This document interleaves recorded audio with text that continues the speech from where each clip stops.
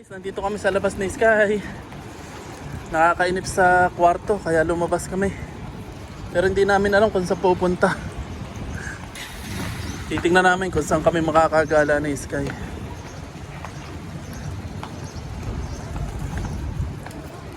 Dito lang kami sa likod-likod para malilom kasi napakainit na. Sobrang init na.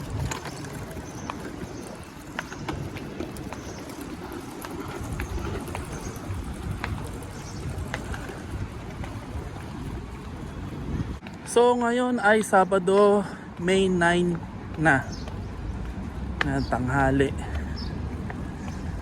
Ilang ano na ba? 2 linggo na kami simula nung umexit. So 2 linggo na nakakalipas. Wala pa rin makuha ang trabaho. Pati yung mga nakasama ko sa exit. Ay, ang hirap. Okay guys, dito muna kami ni Sky sa park. Kasi nakakainip sa kwarto. Nakakabaliw sa kwarto, walang ginagawa. Dito at least may nakikita kami, nakakapaglibang-libang. Dito muna kami sa...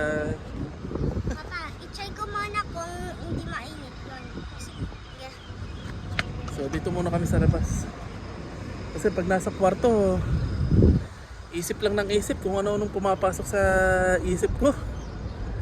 Mabubuwang lang ako pag nandun ako sa kwarto. Kasi ang hirap maghanap ng trabaho. Sabado ngayon. So walang opisina. Kaya paano ako magsesend ng CV online? Pag Sabado wala opisina. Guys, may ano dito, broken credit card.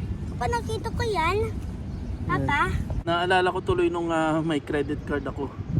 So ganito rin yung ginawa ko nung may credit card ako. Para hindi ko na magamit yung credit card ko kasi makati yung mga kamay ko. Kaskas ako ng kaskas. Ang ginawa kong technique, pinutol ko na ganito. So nung pagkaputol ko, hindi ko na siya magamit. So solve ang problema. Hindi ko na siya makaskas. Hanggang sa yun, kinulos ko na siya. So yun, kung may credit card kayo, paakin nyo na para hindi nyo na magamit. Para hindi na maging problema. Maganda ang credit card. Maganda ang credit card dun sa mga marunong. Pero kung nag-apply kayo ng credit card at hindi kayo marunong gumamit ng credit card, wag na lang. Pero maganda yan. Yung mga points niyan, kung emergency, pang grocery. Pero dapat marunong ka sa credit card. Dapat ikaw yung mag-manipulate sa credit card, hindi yung credit card yung magmamanipulate sa'yo. So sana matuto tayo sa credit card. Pero yun ang ginawa ko. Pinutol ko yung credit card ko para hindi ko na magamit. Dati pa yun, matagal na. 2013, mga 2013 pa yun. Nung manager pa ako sa Patalan.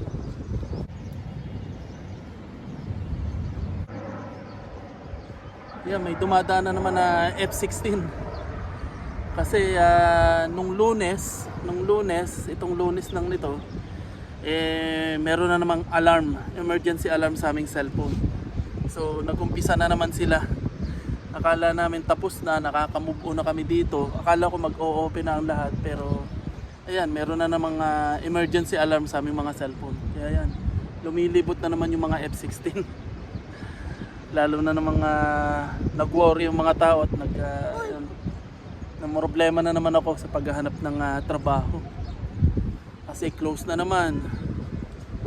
Ay nako, humirap na naman. Bumalik ulit sa dati. Kaya anong ginagawa mo?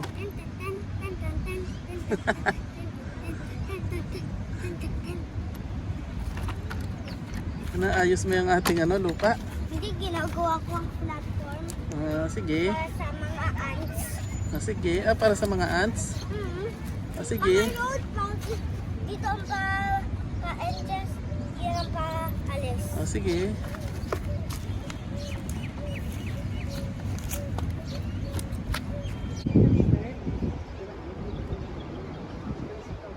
Marami namang tumutulong sa akin para makahanap ng trabaho. Pilipino, ibang lahi, nakakatuwa. Talaga lang wala pang tumatawag. And hopefully may tumawag na. At maraming salamat nga po pala dun sa mga kababayan na nagpapaubot ng tulong para makahanap ako ng trabaho. So kinukuha nila yung CV ko At yun, pinagpapasa rin ako ng CV. Wala pa naman tumatawag. Actually, binago ko na rin yung CV ko. Gumawa ko ng isa pang CV. Binabaan ko yung CV ko. Kasi yung CV ko, yung experience ko, lahat manager. So mahirap makahanap yung manager. Kaya binago ko yung CV ko. Binabaan ko. Ginawa ko na lang cashier o kaya receptionist. Baka sakali may tumawag kahit mababa. Ang mahalaga mabibisahan at nagpapasahod ng oras. Yun, yeah. Sana may tumawag na. Okay, uuwi na kami ni Sky. Maliligo na kami. Tapos na ang aming pagtambay. Baka mamaya lumabas ulit kami. Pero sa ngayon, uwi muna kami. Tara, Sky.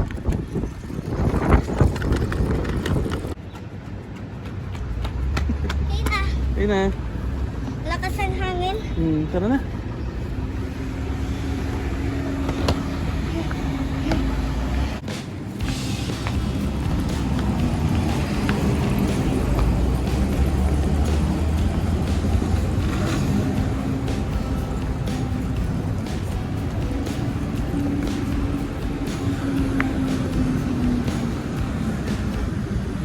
Guys, nandito na kami sa bahay.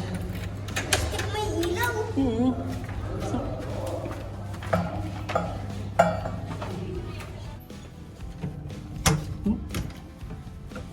Yes.